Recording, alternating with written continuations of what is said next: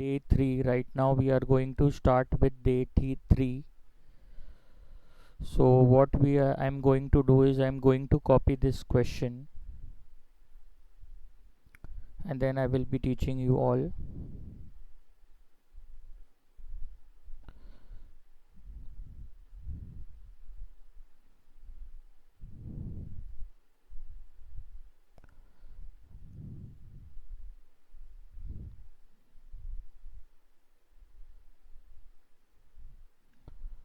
Okay. So right now we are going to start and read this particular question. So let's start with it. P Limited has 50,000 equity shares of rupees 10 each. Okay. And its current market value is 45. The after tax profit for the year ended 31st March is 9,60,000. Calculate the cost of capital based on price earning method. Now this is the new method which I will be explaining you all, which is called price earning method. So I will be teaching you a concept. So what we are going to calculate, we are going to calculate the cost of equity, and this we are going to calculate by price earning method. So there is one concept which I will explain you right now. 1 upon cost of equity is PE ratio. This is a concept. In other words, the reciprocal of the equity is equal to PE ratio. Now the question would arise into your mind is that what is PE ratio? So here I am writing PE ratio. P ratio is nothing but price earning ratio. So it is known as price earning ratio. The formula for PE ratio is the price, that is the market price per share. You have to divide by E. E is called the earning per share. In other words, it will denote the market price to the earning per share. In other words, it is a ratio of market price to the earnings. So this is the formula for PE ratio, and normally it is there in times. So the answer whatever we get, we say this number of times. So if the answer is coming say 5 times, so what does it imply? 5 upon 1. In other words, if your earning is 1 rupee, the market price is 5 rupees. So this is denoting the ratio, that if you earn 1 rupee, for that 1 rupee of earnings, you have to purchase a share from the market which is costing 5 rupees. So in this way you can interpret the ratio. So normally I have mentioned two things, so you need to remember. So what is P ratio? It is market price per share divided by earning per share, and it will be denoted in number of times. Now coming back to our main part, which is cost of capital. So cost of capital, now what I'm going to get? I'm going to get the KE, that is the cost of capital, through price earning method. So you don't need to learn this, just I'm giving you the derivation how the formula has come. So 1 upon KE. So instead of price you'll write market price per share, upon, instead of E you will write earning per share. Then do invertendo. What is invertendo? Let the numerator come up, let the denominator come up and numerator come down. Similarly this will come up and this will come down. So what you'll get, KE is equal to EPS upon MPS. So right now what we need to find is KE, that is cost of capital. So cost of capital by price earning method is earning per share divided by market price per share. So now we are moving to the sum.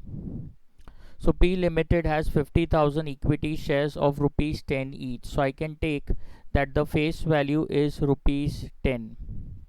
and the current market value is 45 rupees. So market price per share, which is P0, is rupees 45. The after tax profit of the company for the year ended 31st March 15 is 9 lakh 60. So they have given profit after tax and they have given it is 9 lakh 60,000 rupees. Okay, rupees I have written two times. So it is 9 lakh 60,000 rupees. So the profit after tax is 9 lakh 60,000, and you have 50,000 equity shares. So you have number of equity shares, and these number of equity shares are 50,000 shares. And what they have said that you have to calculate the cost of capital based on price earning method. So we are going to calculate the cost of equity, that is equity capital, by price earning method. So my first step is to find the earning per share.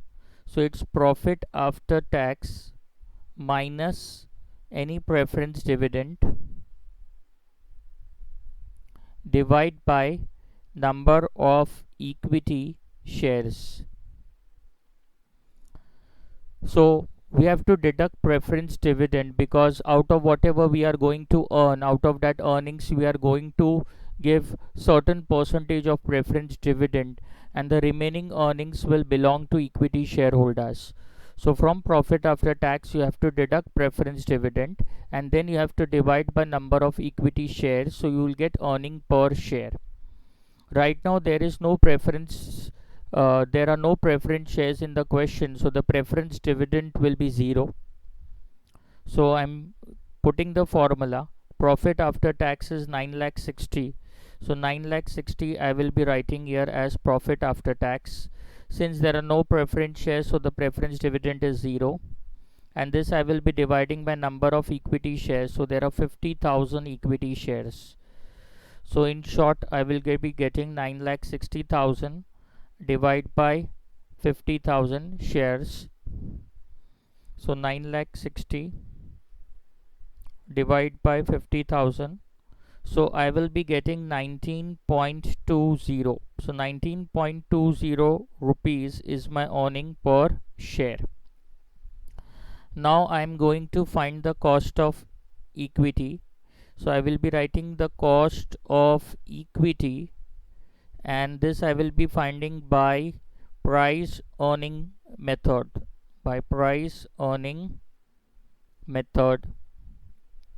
or model. So cost of equity is equal to, you have already understood here that cost of equity is earning per share divided by market price per share.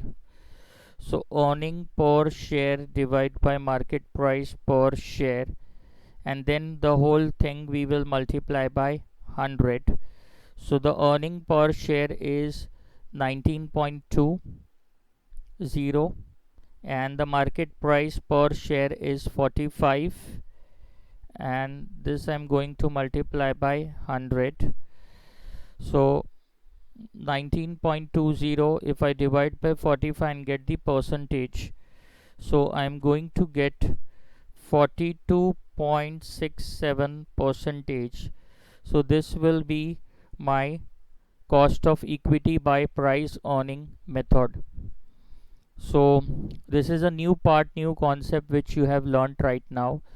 So day 3 is we are covering this price earning method. I hope you all have understood it. So I will be erasing this part. Then we are moving to the next sum. So our next sum is this one.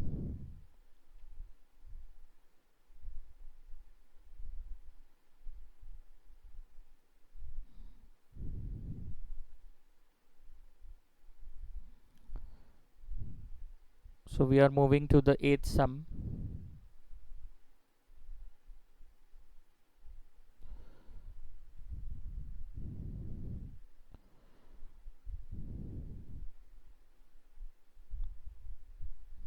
So this is our 8th sum. So let's read the sum. Modern limited share beta factor is 1.40. The risk-free rate of interest on government securities is 9%. The expected rate of return on company's equity share is 16%. Calculate the cost of equity capital based on capital asset pricing model. So again, a new concept which we are going to study is capital asset pricing model. So what we are going to find, we are going to find the cost of equity. So we are going to find the cost of equity by capital asset pricing model. This model you are going to study in detail in your CA final syllabus. Right now, what the capital asset pricing model states is that the cost of equity is risk-free rate plus beta return of market minus risk-free rate. I will be explaining the terms, and this the risk premium and all these stuff you are going to learn in risk analysis in capital budgeting, which is a chapter in CA Inter, so that you will be learning later on. But for the time being, I'm explaining in short. RF is called the risk-free rate. Risk-free rate. So what is a risk-free rate? So when you are investing in government securities, or when you are investing in government bonds, so the return in those securities is called the risk-free rate. So anything which is related to government investment is having a risk-free rate. Then B is nothing but beta. Beta is nothing but a risk factor. Normally we take the market beta to be 1. If the beta of the security is say 1.2, it means the security is 20% or 0.2 times riskier than the market. So beta is denoting the risk factor.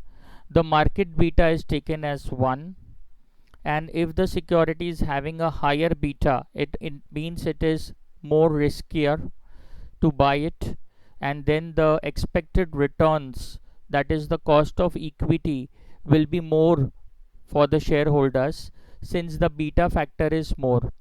In other words, if you know that you are going to invest your money in a project which is having higher risk, then of course you are going to expect a higher rate of return.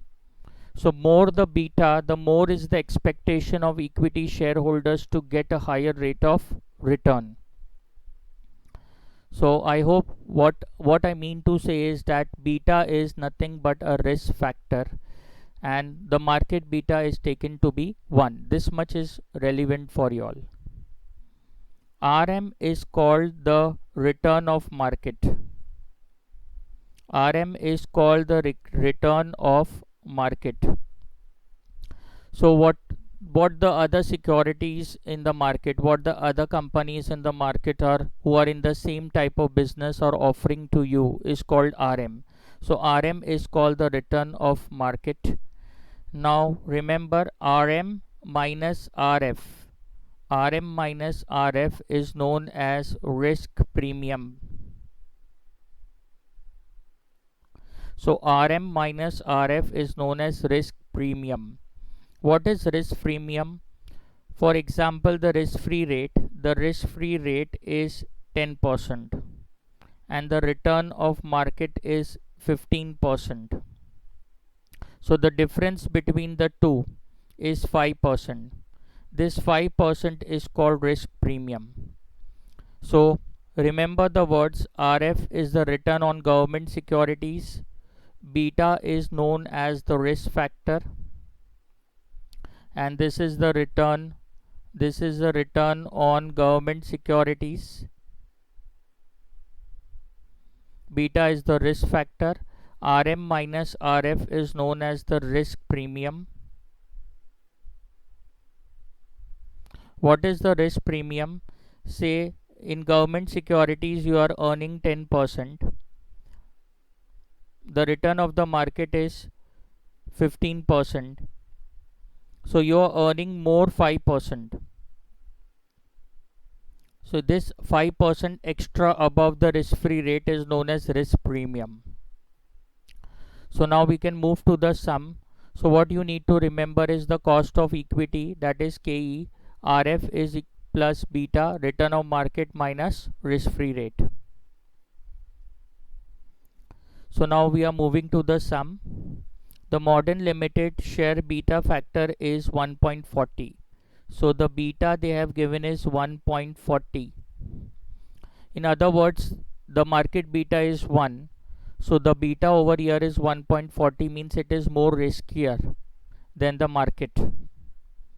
The risk-free rate of interest on government securities is 9%. So risk-free rate they have given to us, it is 9%. Then the expected rate of return on the company's equity share is 16%. Now this question is somewhat wrong. The expected rate of return in market, the expected rate of return in market is 16%. So you have to make a slight correction in this particular part. So the expected rate of return in market is 16%. In other words, the return of market they have given 16%. And you have to calculate the cost of equity based on capital asset pricing model. So you have to calculate the cost of equity. So it's very simple. We are going to find the cost of equity. We are going to find the cost of equity by capital asset pricing model. So the cost of equity will be risk-free rate plus beta, a return of market minus the risk-free rate. So just we are putting in everything. The risk-free rate is 9%. So this will be 9%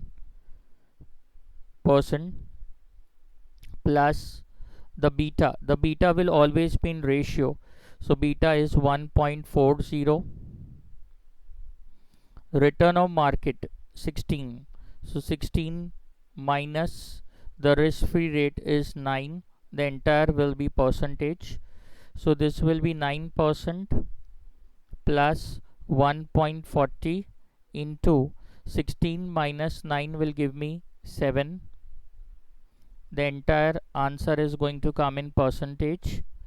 So this will be 9% plus 1.40 into 7, which is 9.8%.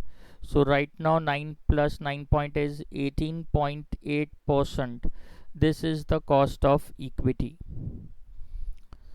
So we have done the cost of equity by capital asset pricing model.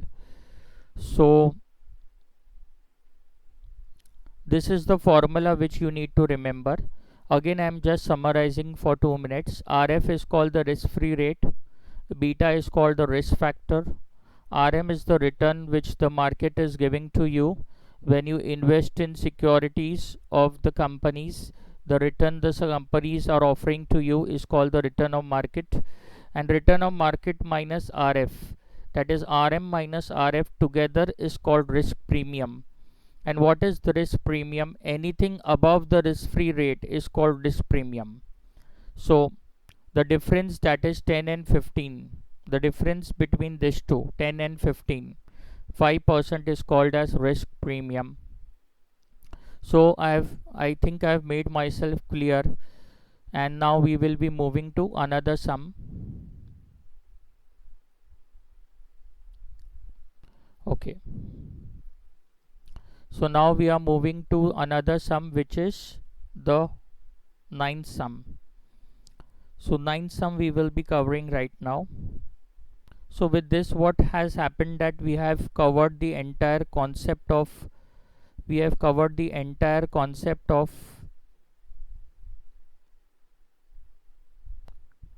cost of equity.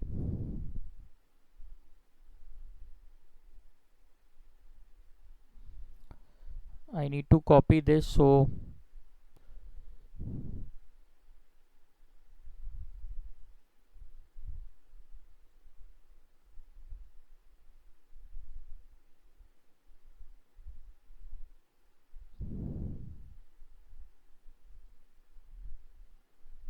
let's see it gets pasted or not. No, it's not get.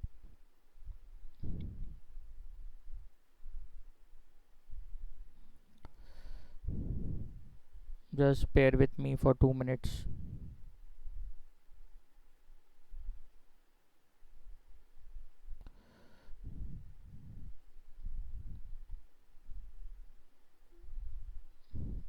I have to erase this.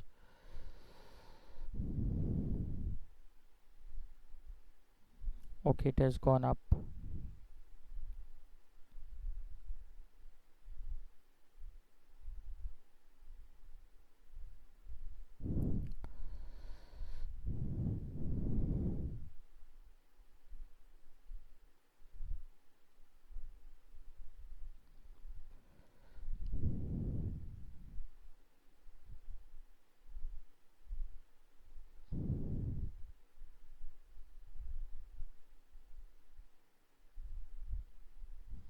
Okay, on this brush I think I have put it out.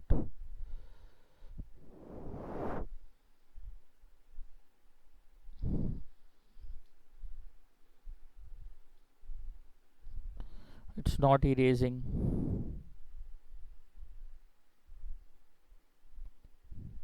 Okay, so what we'll do, we'll read the sum from here only, make it shorter.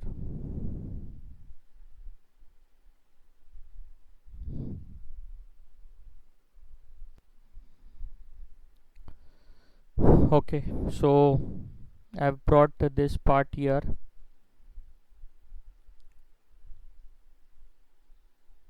Just give me 1 minute.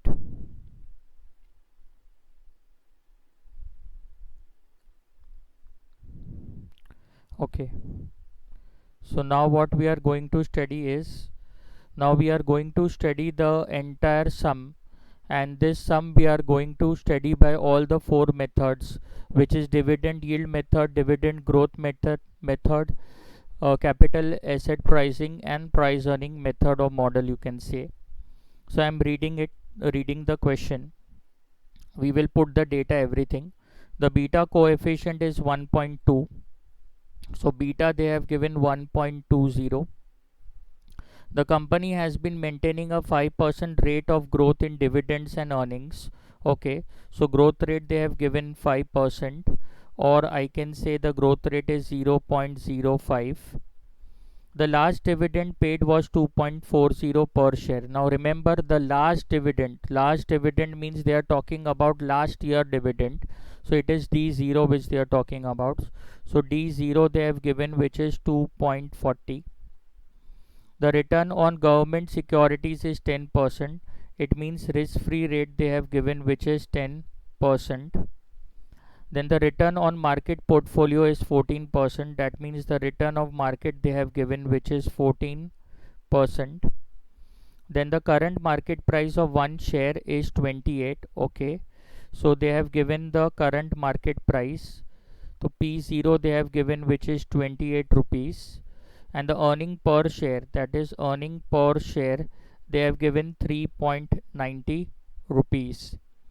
Now we have to find first by dividend yield method. So we are finding the cost of equity by dividend yield method. Now in dividend yield method there is no growth rate, but in this sum they have given us the growth rate. So if they give you the growth rate, so what you have to do is cost of equity. There are two ways to find out. One is the cost of equity, you can write D, that is without the growth rate, upon the market price P0, and then this you have to multiply by 100. So in this part you have not considered the growth rate, because dividend yield method will not consider the growth rate. So D you will take it as 2.40 in the absence of growth. P0 you are going to take it as the current market price. P0 you are going to take it as 28 into 100. So what we are going to do is 2.40 divided by 28 percentage. So we are going to get 8.57%. The other way around is that you can give a assumption and you can take growth factor into it, or you can take the D1, that is the future dividend. Both will be given, right? Don't worry. So cost of equity is D1 upon P0, and this multiply by 100. So what we need to find is D1. So D1 is D0 and 1 plus the growth rate. So what is D0 is 2.40, which is the last year dividend. 1 plus the growth rate is 0.05. So 2.40 into 1.05. So 2.40 into 1.05. So I'm getting a 2.52. I'm getting as my future dividend. So 2.52 divide by P0, that is the market price, and the market price they have given it is 28, and this I'll multiply by 100. So 2.52 divide by 28 percentage. So here you are going to get 9%. Now what question would arise in your mind, that whether we should take it as D, that is the last year dividend, or whether we have to take it D1 as the future dividend. So if the growth factor is there and you can find D1, then my suggestion would be that in your exams take this part. So in your exams you consider this part, although this part will also be given to you as right, because dividend yield method means how much dividend you earn. So it can be a present dividend, or it can be based on your future expectations of the dividend. So if growth rate is there, I would prefer you to go for D1, because whenever we invest into a company, we don't see the present, we see the future of the company, and accordingly we invest into a particular company. So my suggestion is to go for this D1. So both will be given right, so don't worry about it. I will be rubbing this part. So next we are going to find by dividend growth model. So next part is we are going to find this by dividend growth model.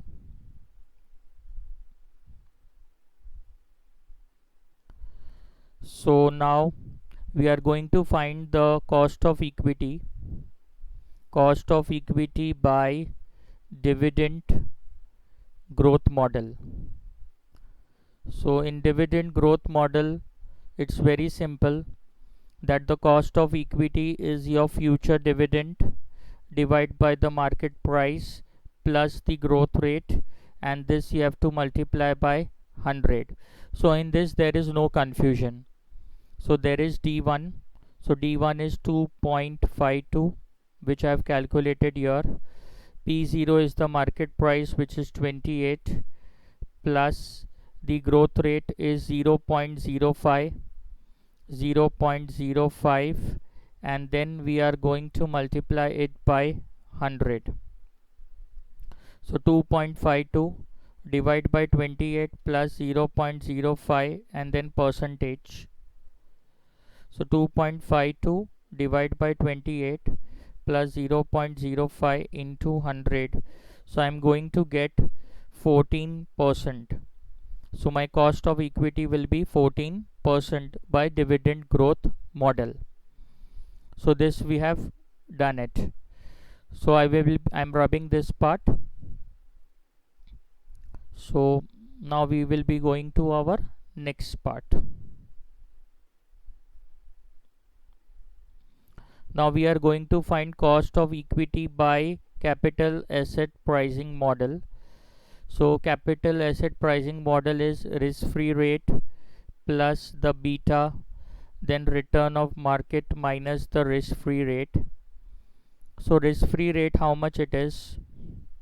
It is 10%. So here I am writing 10 plus How much is the beta factor, which is 1.20? So 1.20. Return of market, they have given 14. Okay, 14 minus the risk free rate, which is 10. So this is 10, this is 1.20. 14 minus 10 will give me 4. This is 10 plus this 2 I will multiply. So 1.20 into 4 is going to give me 4.8. So 14.8% will be our cost of equity. Now don't get confused. This we have taken in percentage. This we have taken in percentage, and this together we have taken in percentage, and this we have taken in ratio. Your final answer will come in percentage. Okay, so now I will be moving to the next part.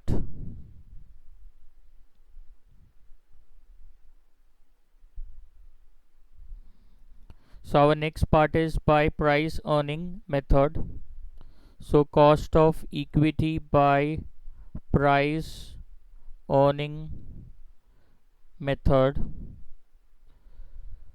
So we are going to find cost of equity by price earning method, which is earning per share divided by the market price per share, and this we have to multiply by 100. So your earning per share will be 3.90. They have already given it. Your market price per share is 28, and this you have to multiply by 100. So 3.90 divided by 28 and into 100 is 13.93% approximately. So 13.93% approximately is our cost of equity by price earning method. Now these are the 4 broadly used methods to calculate cost of equity. These 9 sums which we have done are going to build a concept of calculating the cost of equity. So now we will be meeting tomorrow. Thank you.